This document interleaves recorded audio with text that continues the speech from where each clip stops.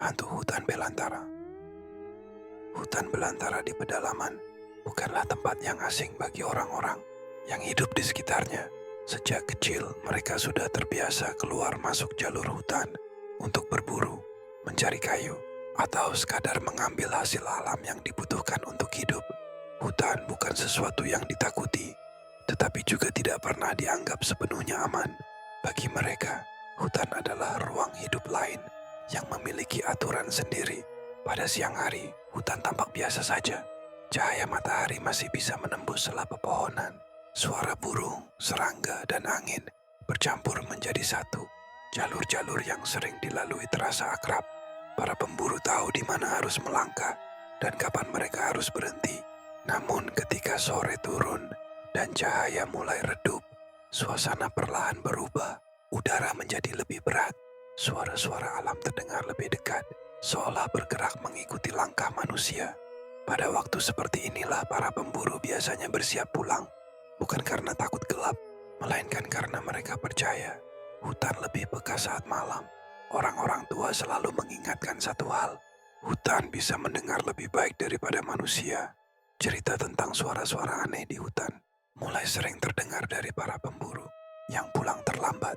Bukan cerita tentang makhluk yang menampakkan diri, melainkan tentang suara panggilan. Suara itu tidak keras dan tidak juga menyeramkan, justru terdengar sangat biasa. Beberapa orang mengaku mendengar suara istri mereka memanggil dari balik pepohonan.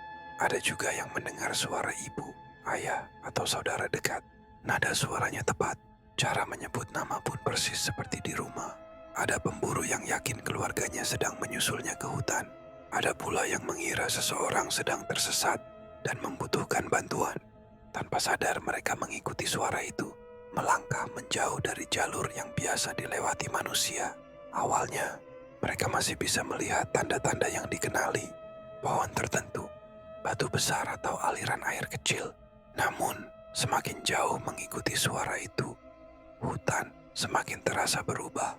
Pepohonan tampak serupa, arah matahari mulai tidak jelas. Suara panggilan semakin memanggil pelan, lalu berhenti.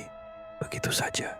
Saat itulah mereka sadar, mereka sudah sendirian dan tersesat. Mereka yang tersesat tidak pernah bercerita tentang dikejar atau diserang. Justru itulah yang paling aneh. Hutan tidak terasa marah ataupun mengancam. Ia hanya menutup jalannya sendiri. Jalur yang tadi dilewati seolah menghilang. Tanda yang dibuat tidak ditemukan kembali, terasa berputar-putar meski berjalan lurus. Siang dan malam terasa tidak jelas perbedaannya. Beberapa orang mengaku mendengar kembali suara itu di kejauhan.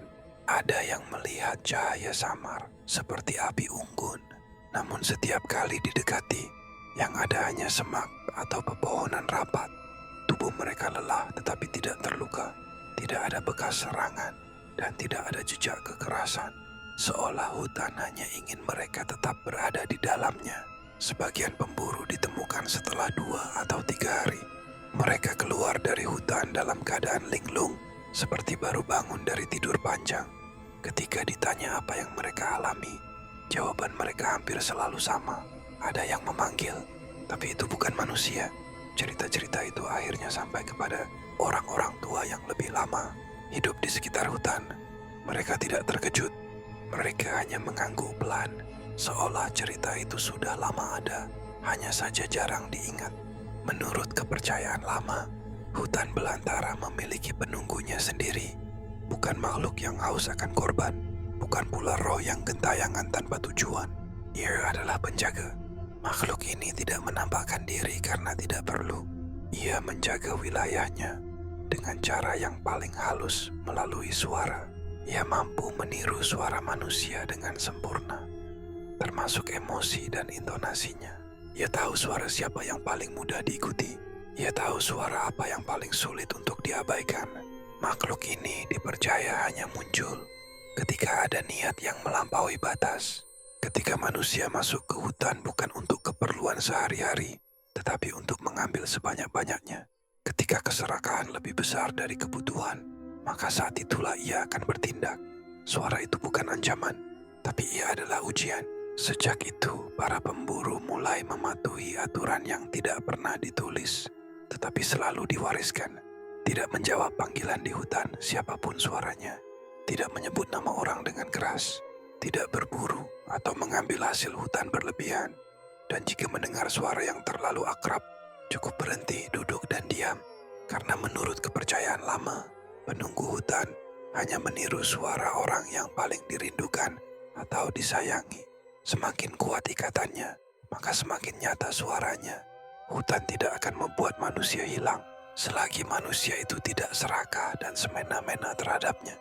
Ia hanya ingin dihormati.